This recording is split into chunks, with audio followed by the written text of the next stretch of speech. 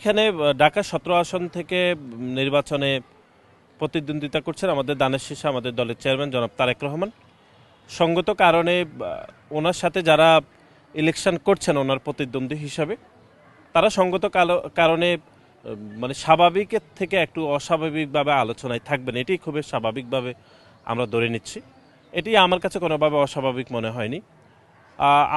আমাদের কাছে যেটা অস্বাভাবিক মনে হয়েছে ওনার আচার আচরণগত যেটি সমস্যা, বিশেষ করে উনি উত্তেজিত হয়ে যাচ্ছেন, ব্যাংকে গিয়ে হামলা করছেন, ক্যান্টনমেন্টে অস্ত্র নিয়ে প্রবেশ করার চেষ্টা করছেন, এগুলো আমাদেরকে প্রার্থী হিসাবে ওনার দুর্বলতাকে ব্যাপকভাবে প্রমাণিত করেছে। আর দ্বিতীয় হচ্ছে ওনাকে মানুষ হিসাবে আমাদের খুবই অস্থির প্রকৃতির মনে হয়েছে।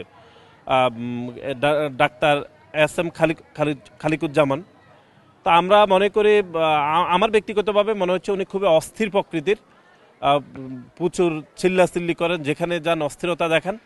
এবং উনি এই এলাকারও আসলে বড় হন নাই, উনি ঢাকার বাহিরের একজন মানুষ, এই এলাকার সমস্যার বিষয়ে উনি আসলে সেভাবে অবগতও না। সুতরাং আমি সার্বিকভাবে মনে করি ঢাকা ১৭ আসনে উনি আসলে এরকম বলে না যে পাড়ার হইচই পার্টি, উনি সেরকমই আসলে চেষ্টা করছেন এবং জনাব তারেক রহমানের বিপক্ষে ইলেকশন করছেন। সেজন্য আমি হইচই তৈরি করার ওনার আপ্রাণ চেষ্টা চলছে এবং এতে উনি সক্ষম হয়েছেন বলে আমরা মনে করি। কিন্তু ভোটের মাঠে আমার কাছে তেমন কিছু মনে হয়নি।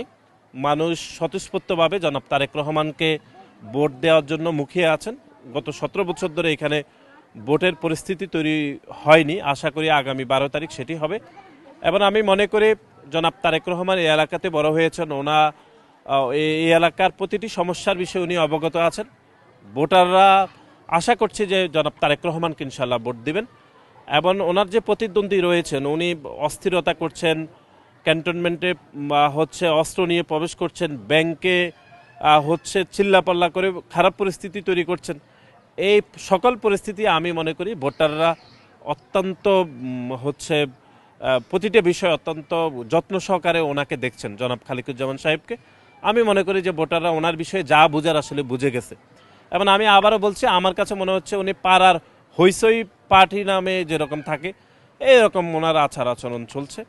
আমরা আশা প্রকাশ করছি আগামী ১২ তারিখ মানুষ স্বতঃস্ফূর্তভাবে জনাব তারেক রহমানকে ভোট দিয়ে বিপুল ব্যবধানে আসলে এখান থেকে এমপি নির্বাচন করবেন। এ বিষয়ে আমার বিন্দুমাত্র কোনো সংশয় নেই ইনশাল্লাহ।